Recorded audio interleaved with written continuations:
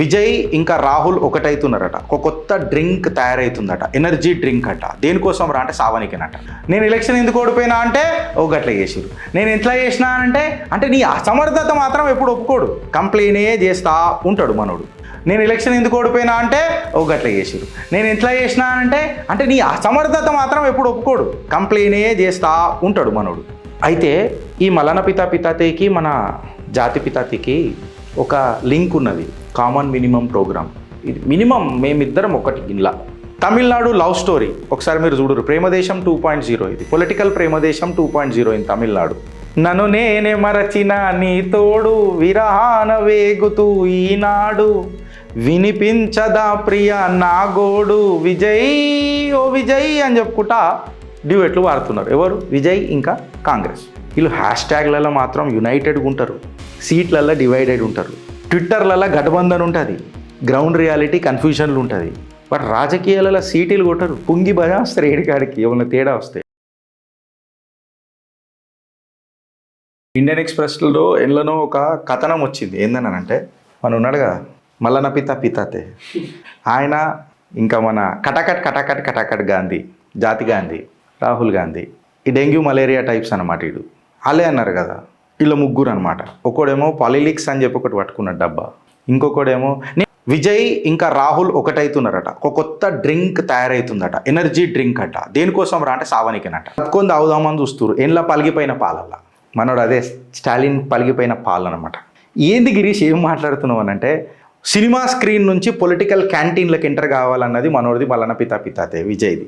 ఇక Boost, Horlicks, broker అలయన్స్లు పెద్ద పంచాయతీ నడుస్తున్నది నిన్న పెద్ద నేషనల్ మీడియా. నేను ఎలక్షన్ ఎందుకు ఓడిపోయినా అంటే గట్ల చేసిరు. నేను ఎట్లా చేసినా అంటే నీ అసమర్థత మాత్రం ఎప్పుడు ఒప్పుకోడు, కంప్లైనే చేస్తా ఉంటాడు మనోడు. అలయన్స్ విజయ్కి ఏం పెద్ద చరిష్మా ఉండే, సార్కి ఏం పెద్ద చరిష్మాటిక్ ఉండే. ఒక మాట చెప్పురి. ఇలా మన జాతి గాంధీ గారు కంప్లైన్ జారు పట్టుకున్నా, కంప్లైన్ నేను కరెక్ట్ మళ్ళీ ఉచ్చారణ కరెక్ట్ గిన్నున్నది, కంప్లైన్ జారు పట్టుకున్నా. ఏడవైనా కంప్లైంటే కదా మనోడు. నేను ఎలక్షన్ ఎందుకు ఓడిపోయినా అంటే గట్ల చేసిరు. నేను ఎట్లా చేసినా అంటే నీ అసమర్థత మాత్రం ఎప్పుడు ఒప్పుకోడు, కంప్లైనే చేస్తా ఉంటాడు మనోడు. మన విజయ్ ఏం పట్టుకుని పాలిలిక్స్ డబ్బా పట్టుకున్నాడు. పాలిలిక్స్ డబ్బా పలిగిపోయిన పాలల్లో వీళ్ళు ఛాయలు చేస్తారో కాఫీలు చేస్తారో ఏం చేస్తారో మనకు దేవుడు ఎరుగురా నాయన. అసలు తమిళనాడులో ఏమవుతుంది అని అంటే, మన మలన పితాతే వాళ్ళ తండ్రి గారు రాహుల్ గాంధీ గారికి ఫోన్ చేసి మనం బరం బెస్ట్ దోస్తు ముస్తఫా డోంట్ వరీ ముస్తఫా, కాలం మన నేస్తం ముస్తఫా అనేది తమిళనాడులో వేసిరు. కాంగ్రెస్ వాళ్ళు సర్కాజం అనే రిప్లై ఇచ్చిరు. రాహుల్ మాకు ఆల్రెడీ బూస్టు, హార్లిక్స్, బోన్విటాలు అన్ని ఇస్తున్నాడు కలిపేసి, మేము మళ్ళీ సపరేట్గా మీ దగ్గర కొన్ని చిద్దుకు కావాలని అంటాడు. అయితే ఈ మలన పితాతికి మన జాతి పితాతికి ఒక లింక్ ఉన్నది. కొన్ని చూద్దాం ఎంతమంది పోతారు, ఏం చేస్తారో, ఏం కథనో చూద్దాం అని చెప్పి మాట్లాడుతారు. Common minimum programme. ఇది మినిమం మేమిద్దరం ఒకటి గిన్లా. లోన లోటారం అని అంటారు కదా, బయటికేమో నవ్వుతున్నారు, లోపలనేమో పర్రెలు కనబడుతున్నాయి ఏడికాడికి. మళ్ళీ ఈ తమిళనాడు పాలిటిక్స్లో ఈ అలయన్స్ అనేది ఈ హెల్త్ డ్రింక్లతో ఎందుకు కనబడుతుందో నాకు సమజైతలేదు. అయితే ఈ మలన పితాతికి మన జాతి పితాతికి ఒక లింక్ ఉన్నది, కామన్ లింక్ ఉన్నది. ఏంది తెలుసా? కామన్ మినిమం ప్రోగ్రామ్ అంటాం చూడు మనం, కామన్ మినిమం ప్రోగ్రామ్. ఇది మినిమం మేమిద్దరం ఒకటి గిన్లా అని అంటాం చూడు. అంటే ఫ్రెండ్షిప్ ఫార్ములా, కరెక్ట్గా మాట్లాడితే ఒక ఫ్రెండ్షిప్ ఫార్ములా ఏందని అంటే, ఒక్కోడేమో మనోడేమో పొలిటికల్ యాత్రలు చేస్తూ అంటాడు, మనోడేమో ఇన్కమ్ ట్యాక్స్ యాత్రలు చేస్తూ అంటాడు. ఇద్దరికి ఈడీ నోటీసులు వచ్చినాయి, ఇద్దరికి ఐటీ రేట్లు అయినాయి, ఇద్దరు కోట్ల చుట్టూ తిరుగుతుంటారు, ఇద్దరు ప్రెస్ కాన్ఫరెన్స్లు పెడుతుంటారు. పంచలైన ఏంటంటే ఫైళ్ళు కామన్ ఉన్నాయి. మళ్ళీ ఫ్రెండ్షిప్ ఆటోమేటిక్ అవుతుందా లేదా మీరు కమెంట్ రూపంలో చెప్పురు. ఖచ్చితంగా కావాలి కదా కామన్ మినిమం ప్రోగ్రాంలో. అయితే ఇప్పుడు ఒక క్వశ్చన్ ఏంటంటే విజయ్ రాహుల్ గాంధీ దగ్గరికి ఎందుకు పోయినరా బాయ్ అని చెప్పి మాట్లాడితే, సినిమా కలెక్షన్స్ పోతున్నాయి, మళ్ళీ ఓట్ కలెక్షన్స్ కోసం ఎదురు చూడాలి కదా, పోతుడు. రాహుల్ గాంధీ విజయ్తో చేతులు కలుపుతాడా గిరీష్ అని అంటే మే నాట్ బి. ఐడియాలజీ ఎట్లనో కాంగ్రెస్ సంకనాకుతున్నది. వీళ్ళిద్దరికి కలిపి ఏమవుతుందని అంటే, ఒక సెలబ్రిటీ ప్రోటీన్ పౌడర్ తినాలి కదా, పోతారు. మళ్ళా రాహుల్ గాంధీ డిఎంకేని డంప్ చేస్తాడా విజయ్తో చేతులు కలిపి అని అంటే, ఎమోషనల్గా అడిగిర్రు అనుకో సార్ గురించి, నో. పొలిటికల్ ఆన్సర్గా గిరీష్ నువ్వు పొలిటికల్ ఆన్సర్ అని అంటే మేబీ కలుస్తాడు. ఎందుకని అంటే అది ఒక రీజనల్ పార్టీ అయిపోయింది కాంగ్రెస్. ఇప్పుడు డిఎంకే సీట్లు ఇస్తుంది కాంగ్రెస్కి, పవర్ సచిన అయ్యేది. విజయ్ ఏం చేస్తాడు? సీట్లు ఇస్తాడు, మినిస్టర్ బర్తులు ఇస్తాడు కాంగ్రెస్కి. కాంగ్రెస్ ఏం చేస్తుంది అని అంటే తన స్పీచ్లలో ఐడియాలజీ బాగా గట్టిగా ఉండేటట్టు చూస్తారు. ఐడియాలజీ కాంగ్రెస్ ఐడియాలజీ అని చెప్పి మాట్లాడతారు. కానీ రియల్గా వాళ్ళకి ఏం కావాలా? మినిస్టర్ సీట్లు కావాలా. స్టాలిన్ ఏం చేస్తాడు? స్టాలిన్ వాళ్ళకి ఏదో కొన్ని సీట్లు ఇస్తాడు కానీ చైర్లలో మాత్రం కూర్చొనియ్యాడు. చైర్లలో ఆ పావురాలు ఎగరకుండా ముళ్ళ కంచాలు పెడతారు చూడు టెర్రస్ల మీద, గట్లా సీట్ ఇస్తాడు, ఆ సీట్ల మీద ముళ్ళ కంచ పెడతాడు. సో కూర్చుంటాడా? కాంగ్రెస్ వాడు కూర్చోడు. అయితే ఇప్పుడు చైర్లు ఏడున్నాయి? మల్లన పితాతే సినిమాల ఎట్లనైనా ఫ్లాప్ షోనే సినిమా కాబట్టి సినిమాల థియేటర్లా మీకు చైర్లు కనబడుతున్నాయి. అందుకే రాహుల్ గాంధీ మళ్ళీ కాంగ్రెస్ ఏమైనా అట్రాక్ట్ అయితే కావచ్చు. ఇప్పుడు చూడుర్రి, కాంగ్రెస్ డిఎంకేని use and throw pattern use చేస్తుందా అని చెప్పి మాట్లాడితే తమిళనాడు లవ్ స్టోరీ ఒకసారి మీరు చూడరు. ప్రేమదేశం 2.0, ఇది పొలిటికల్ ప్రేమదేశం 2.0 ఇన్ తమిళనాడు. 2019లా కాంగ్రెస్ని ఎవరు రక్షించిర్రా అంటే డిఎంకే. 2021లా వీళ్లకు ఇంత బిచ్చమేసి జరా కొంచెమో గొప్పనో లేపిర్రెవర్రా అని అంటే డిఎంకే. 2024లో కూడా భుజాల మీద ఎవరు మోస్తుర్రా అని అంటే డిఎంకే.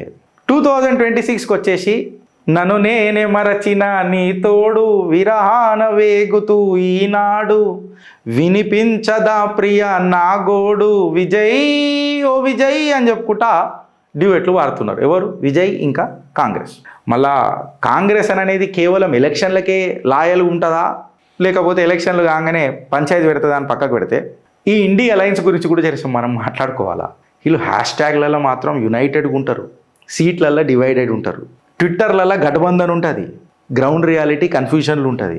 కాంగ్రెస్ తమిళనాడులో డిఎంకేతో కొట్లాడుతున్నది, ఢిల్లీలో ఆమ్ ఆద్మీ పార్టీతో కొట్లాడుతున్నది, బెంగాల్లో టీఎంసీ పంచాయతీ ఉన్నది కదా, పంచాయతీ నడుస్తూనే ఉన్నది కదా. ఉత్తరప్రదేశ్లో సమాజ్వాదీ పార్టీతో కూడా నీ మొక్కొక్కరు ఉంది, నేను నీతో దోస్తానే చేయక అల్లం బెల్లం కాస్కీస్ కటిఫ్ అని చెప్పి పాపం అఖిలేష్ యాదవ్ను కూడా గెలుకుతూ ఉంటుంది.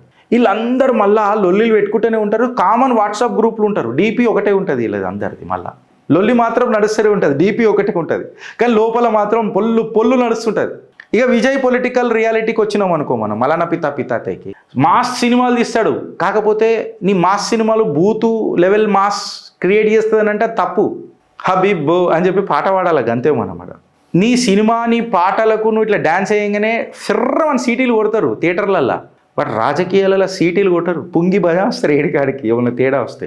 నీ సినిమాలకు మంచిగా పాప్కార్న్ అమ్ముడు పోతుందొచ్చు, కాదని అంటలే. విజయ్ గారు మీ సినిమాలకు మంచిగా పాప్కార్న్ అమ్ముడు పోతుందొచ్చు, ఓట్లు వస్తాయా అని అనేది చాలా ఇంపార్టెంట్.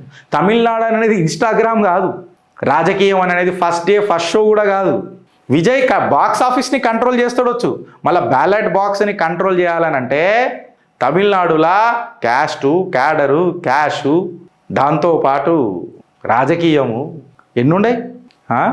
ఒక మాట అడుగుతున్నా, ఇలా కాంగ్రెస్ క్యాడర్ రియాక్షన్ కూడా ఎట్లుందని అంటే ఫ్రీడమ్ స్ట్రగుల్ నుంచి ఫ్యాన్ క్లబ్ దాకా కాంగ్రెస్ని పోసిన వాళ్ళందరూ మొన్న తిట్టినోడిని ఇవాళ భుజాల మీద వేసుకోవాలా అని ఒక పంచాయతీలు ఉన్నారు.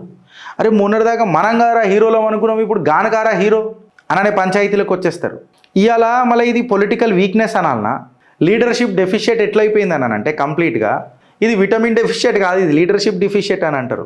ఇంట్లో కాల్షియం డెఫిషియన్సీ కనబడతలేదు, క్యాడర్ ఎరోజన్ కనబడుతున్నది, క్యాడర్ మొత్తం సంకనాకిపోతున్నది ఏడుకాడికి. ప్రోటీన్ ప్రాబ్లం లేదు ఇక్కడ, కాంగ్రెస్ స్టేట్ యూనిట్ కొలాప్స్ అవుతున్నది ఇక్కడ. 100 బాటిళ్ళ పొలిటిక్స్ కూడా ఈ ఐడియాలజికల్ యొక్క ఏమంటారు దాన్ని, రోగ నిరోధక శక్తి అంటారా తాగితే. అది ఏం పెద్దగా పాలిటిక్స్ తాగినా నువ్వు ఎదిగేటట్టు లేవు. తమిళనాడు ఓటర్లు పిచ్చ క్లారిటీలు ఉంటారు, వాళ్ళకి ఏం కావాలనో పిచ్చ క్లారిటీగా తెలుసు. డిఎంకే ఓటర్లు కాంగ్రెస్ నమ్ముతారాబా? పోనీ కాంగ్రెస్ ఈ ఫిలిం స్టార్లో నమ్ముతుందాబా? వీళ్ళిద్దరిని తమిళనాడు ఓటర్లు నమ్ముతారాబా? ఈ అలయన్స్లన్నీ స్టూడియోలలోనే ఉంటాయి, టీ స్టాల్లల్లో చాయ్ తాగినామా పేపర్ విసికినామా పడేసినామా. క్లియర్ కట్గా చెప్తున్నా. అగర్ చలో ఒక ఫస్ట్ టైం పొలిటికల్ ప్రిడిక్షన్ చేద్దాం.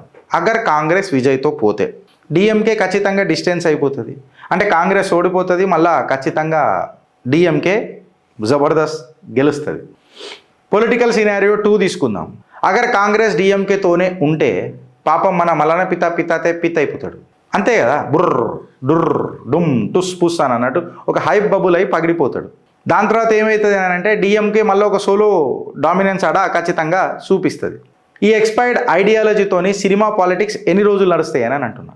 రిలవెన్స్ రాజకీయాలకు తమిళనాడులో ఆస్కారం ఉందా, లేకపోతే ఇదేమంటారు మేకప్ ఆర్టిస్టుల పంచాయతీ నడుస్తుందా అని చెప్తున్నా.